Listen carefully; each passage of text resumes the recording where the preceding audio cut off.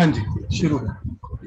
हाँ, अभी समझ करते हैं। सुनो ना पहले ऋतु, एक मिनट अटैच रुको। किया है। सुनो ऋतु, एक मिनट। हाँ अभी तक हम लोगों ने जो किया, हम ये सॉरी। देख रहे हैं क्योंकि अब नया सेशन शुरू किया है तो टाइम नहीं है और टाइम का इशू नहीं है। तो सबसे पहले हम लोगों ने क्या डिस्कस किया कि जब भी कोई ट्रांसफर हो रही है तो हमको कितने दिन के अंदर, 60 डेज के अंदर,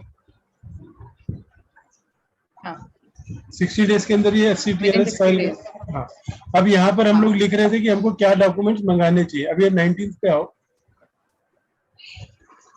हाँ नीचे आओ। अभी आपने कहा टू सीक इन्फॉर्मेशन। अभी हम लोग, आपने हमको कुछ कुछ बताया लाइक वैल्यूएशन सर्टिफिकेट चाहिए, आउटवर्ड इनवर्ड चाहिए। वो आइटम्स लिख दो ना, हाँ, क्या क्या चाहिए आप। ये हाँ मैं बताती हूँ सर। आउटवर्ड रेमिटेंस सर्टिफिकेट लगेगा। हम्म,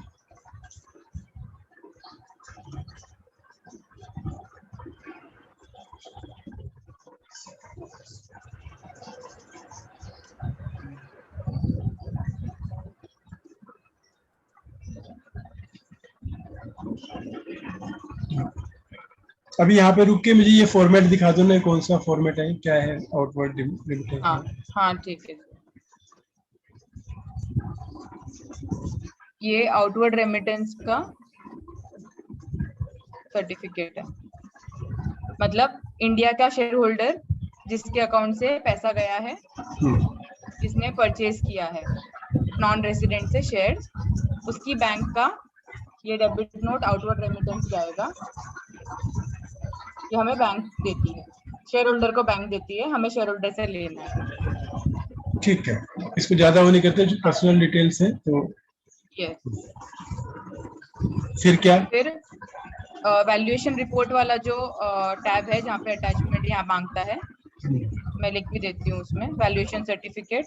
और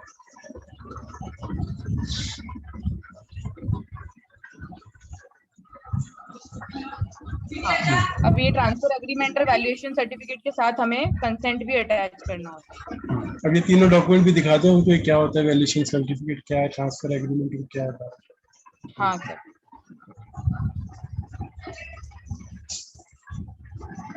ये रहा ये अटैचमेंट। इसमें आएगी सबसे पहले वैल्यूएशन रिपोर्ट। जो आप कह रहे हो रजिस्टर्ड वैल्यूअर से लेनी चाहिए। रजिस्टर्ड वैल्यूअर से लेनी चाहिए। अब फेमा में अब तक कुछ बताया नहीं गया है, बट मैं कंपनी एक्ट के हिसाब से ऑलवेज बोलूंगी कि रजिस्टर्ड वैल्यूअर से लेनी चाहिए। ठीक है। हाँ, ये हमारा शेयर परचेज अग्रीमेंट है, जो ट्रांसफर अग्रीमेंट होता है, ये वो है between the seller and buyer. उसका अग्रीमेंट अटैच करना, क्योंकि 1 MB की लिमिट होती है। कंसेंट लेटर फ्रॉम बायर, जो बायर है वो अपना कंसेंट लेटर देगा कि मैंने ये शेयर्स खरीद लिए हैं, ये फेमा के कंडीशन ये सब कर लिए, अधेर कर लिए हैं। Consent letter from seller, seller भी सेम हमें देगा कि I have agreed to sell these many shares as per this company act के हिसाब से मैंने इतना इतना कर लिया है। ठीक है, इसमें ट्रांसफर ये फॉर्म तीनों नहीं इसमें लगाना पड़ता अटैचमेंट ना, होगा। इसमें वो SH4 नहीं लगाना पड़ता ना। नहीं, ट्रांसफर नहीं मांगते, नहीं मांगते ऐसे। ओके, तो आप कह रहे हो कि बायर की कंसेंट, सेलर की कंसेंट, वैल्यूएशन वैल्यूएशन सर्टिफिकेट और रिपोर्ट। उनका जो एग्रीमेंट है वो पूरी एक अटैचमेंट बनाने का और उसको यस वहां से अटैच करने का, राइट। यस यस, ठीक है। यहाँ पे अटैच करनी होती है। ठीक है, हम्म ये यहाँ तक का हुआ। थर्ड टैब में बाकी के अटैचमेंट्स पता चलेंगे। मोड ऑफ पेमेंट आपका क्या है, बैंकिंग चैनल है तो बैंकिंग चैनल सिलेक्ट करो, या फिर जो भी आपका ड्रॉप डाउन में आएगा वो सिलेक्ट करो। आपका ईडी बैंक, उसका एड्रेस और अमाउंट रिसीव या फिर अमाउंट रेमिटेड जो भी है, वेदर, एक सेकेंड सॉरी सर। हाँ, ये सारा डिटेल्स इसमें अभी दिखाई नहीं दे रहा है क्योंकि हमने ऑलरेडी ऐड कर लिया है, और ये सारा डिटेल इसमें दिखाई देगा। नीचे से पेमेंट ऑन फुल समझते कंसिडरेशन है हाँ। कि ट्रांचेज में है, हाँ जो मैंने आपकी ट्रांचेज की बात की थी। यहाँ पे रेमिटेंस डेट आएगी, जो आपका आउटवर्ड रेमिटेंस में डेट दी गई है कि कब पैसा गया है। हाँ, डेट वगैरह सब इसमें मेंशन हो जाएगा। ठीक है। ठीक है, अब यहाँ पे मांगता है डेट डिटेल्स, FIRC और डेबिट स्टेटमेंट। जो डेबिट नोट बताया था मैंने आउटवर्ड रेमिटेंस, वो यहाँ पे होगा। KYC अटैचमेंट वो यहाँ पे होगा। तो ये ये रहा KYC KYC कहाँ से अटैचमेंट। आएगी, ये कौन देगा ये दोनों। KYC सर फॉरेनर का होगा, अरे ईडी बैंक बैंक, के थ्रू ही आएगा। बैंक देगा जैसे उसमें आपने हाँ दी थी। हाँ, जिसने इंडियन शेयर होल्डर है ना, हम्म, उसने जिस बैंक से भेजा है तो वो बैंक बोलेगी कि आप किसको भेज रहे हो, उसका केवाईसी मंगाओ, केवाईसी उसका डिटेल्स दो, तो वो केवाईसी बनाएगी वो बैंक, इंडियन एडी बैंक। ठीक है। हाँ, तो ये दो अटैचमेंट है। अगर हमने यहाँ पे, मैंने जो आपको बताया था कि अगर फॉरेनर डिफरेंट फ्रॉम इन्वेस्टर, वो वाला पॉइंट यस सिलेक्ट करते हैं, तो वो दोनों का केवाईसी मांगेगा और एनओसी मांगेगा। ओके। ठीक है। हाँ, और ये अदर अटैचमेंट्स है। अब मैं अदर अटैचमेंट्स में आपको जो लिस्ट ऑफ डॉक्यूमेंट्स दिया था उसके साथ और क्या लगता है वो मैं आपको बता देती हूँ कि मैंने क्या क्या अटैच किया। Other attachment total,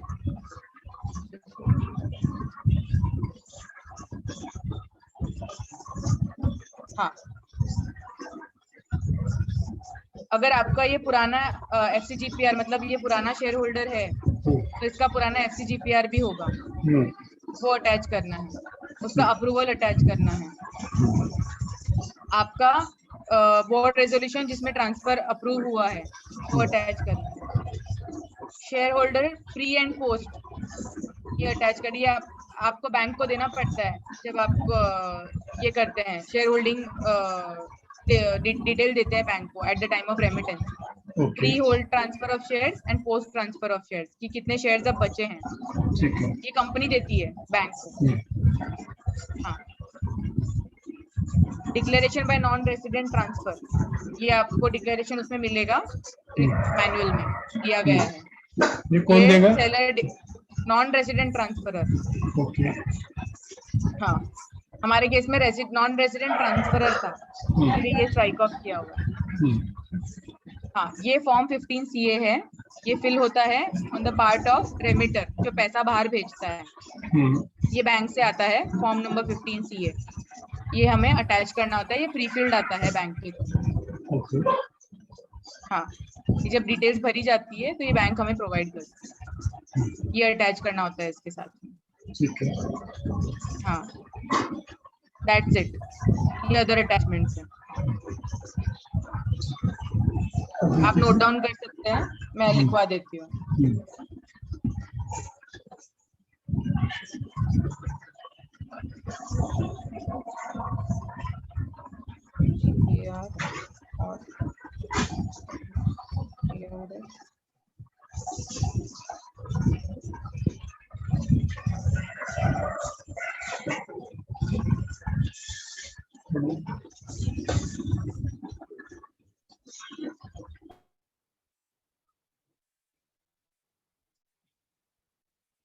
Board resolution of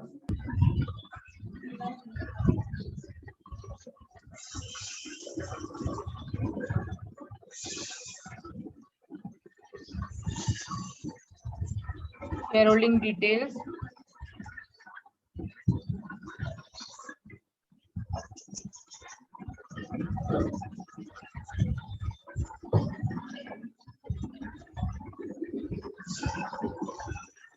ये जनरली बैंक को दी जाती है।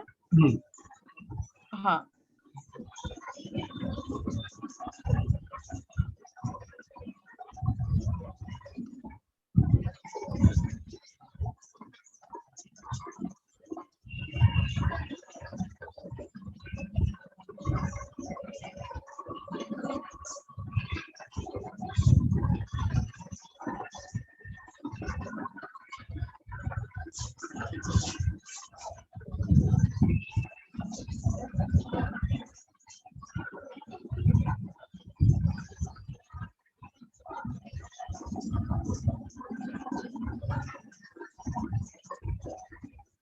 जो भी आपका केस होगा वो हिसाब से।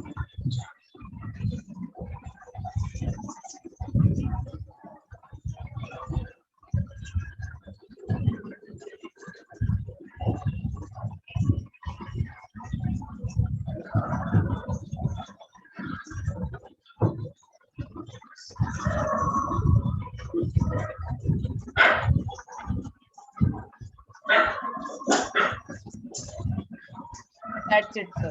चलो एक बार अभी ऊपर से लो, मैं सम अप कर देता हूँ कि ट्रांसफर के लिए क्या आपको। हाँ, एक सेकंड सर, ये लास्ट टैब है and finally share holding pattern pre post इसमें वापस दिखता है। ठीक, That's it. ठीक है। वो वर्ड फाइल दो, मैं एक बार इसको सम अप करता हूँ जो आपने समझाया, कहीं पे हाँ, अगर गलत हम लोग समझे तो आप करेक्ट करो। हाँ सर, यहाँ से स्टार्ट हो रहा है। ठीक है। हम लोगों ने बोला था कि हमने केस बनाया था एफडीआई का सिनेरियो, कि जहां पर इंडियन एंटिटी जो है मिस्टर इंडिया लंदन में या लंदन से मिस्टर इंडिया के लिए हमने कहा था कि ये टीआरएस फॉर्म एप्लीकेबल होगा जब भी ट्रांसफर इंडिया से बाहर और इंडिया में होती है। तो हमने एक एग्जांपल लिया कि इंडिया के 5000 शेयर जो है इंडिया प्राइवेट लिमिटेड के, जो $10,000 के हैं, जुलाई 18 को ट्रांसफर हो रहे थे, नीचे करो, बिटवीन पर्सन जो इंडिया का है वो खरीद रहा था और नॉन रेजिडेंट बेच रहा था। तो उसमें आपने ये बोला कि सबसे पहले कुछ भी करने से पहले आप ट्रांसफर डीड एग्जीक्यूट करो, पैसा रेमिटेंस ले लो, और इस केस में आउटवर्ड रेमिटेंस होगी, मनी इंडिया से बाहर जा रही है। सो आपको इन्फॉर्मेशन लेनी पड़ेगी, ये फॉर्म फाइल करने से पहले, बिना उसके आप ये फॉर्म नहीं फाइल कर पाओगी। वो इन्फॉर्मेशन है जो अटैचमेंट बनने वाली है।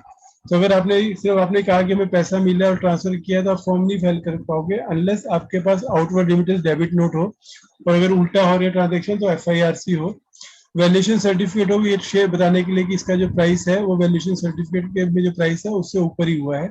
फिर बायर सेलर के बीच में जो ट्रांसफर एग्रीमेंट हुआ है और जो कंसेंट है बायर और सेलर की अलग अलग कि they are agreeing to sell, वो आपको आपके पास होनी चाहिए। फिर अगर कोई प्रीवियस FCGPR या FCTRS उनका फाइल किया है, जो भी ट्रांसफर है नॉन रेजिडेंट, तो वो होना चाहिए। फिर आपको बोर्ड रेजोल्यूशन जिसके थ्रू ट्रांसफर अप्रूव हुई है वो रेजोल्यूशन की कॉपी लगेगी। फिर pre and post share holding transfer की दोनों आपको देनी पड़ती है, आपको बैंक में देनी पड़ती है और यहाँ पे भी आप एक्स्ट्रा देते हो। उसके बाद डिक्लेरेशन जो है नॉन रेजिडेंट वाला देता है कि हमने सब कंप्लायंस करी है, और जो आदमी इंडियन है वो फॉर्म 15CA बैंक को देता है। ये सब होने के बाद जब आप उस पोर्टल में डिटेल भर के ये अटैचमेंट लगा के सबमिट बटन दबाओगे, तब जाके वो FCTRS प्रोसेस में आएगा, और उसके बाद जब बैंक अप्रूव करेगा तब जाके आपका FCTRS अप्रूव होएगा, राइट? Yes sir. हाँ, अभी पूजा अपना वर्षा, अगर आपको कहीं पे भी कोई भी डाउट है FCGPR या FCTRS में, so our expert is available। उन्होंने बहुत अच्छी तरह से एक्सप्लेन किया है, मुझे तो ऐसा लगता है, बट स्टिल कहीं पर भी कोई क्वेश्चन हो तो प्लीज आप उनसे पूछ लो, नहीं तो एटलीस्ट हम वोट ऑफ थैंक्स करते हैं उनको, क्योंकि उन्होंने इतना टाइम निकाल दिया संडे के दिन में हमारे लिए। सर एक्चुअली मुझे एक हेल्प चाहिए थी। अगर कभी ये एक्चुअल फॉर्म फाइल करते वक्त कुछ प्रॉब्लम आए, कुछ क्वेरी आए, तब हम पूछ सकते हैं आपसे? हाँ, definitely, any time. You can call any time. आप गौरव सर को कॉल कर लीजिएगा, गौरव सर विल कॉल मी, और मेरा नंबर दे देंगे नहीं तो आप। Okay okay, thank you. Yes, you can message और कॉल एनी टाइम, कोई दिक्कत नहीं है। नहीं, बहुत अच्छा हुआ है। अभी हम बस यही एक- बोलेंगे रितु आप कुछ और सीखो जल्दी, नया नया, और हमको और सिखाओ। यस सर, सॉरी अगर कुछ इनकन्वीनियंस हुआ हो टाइमिंग को लेके और थोड़ा बहुत। नहीं ठीक है, पर वर्थ है ये, आई थिंक। हम कोशिश कर हाँ, रहे और थे एक कि पिछले रिक्वेस्ट सेशन में खत्म हो जाए। एक मिनट, रिकॉर्डिंग स्टॉप करता हूँ।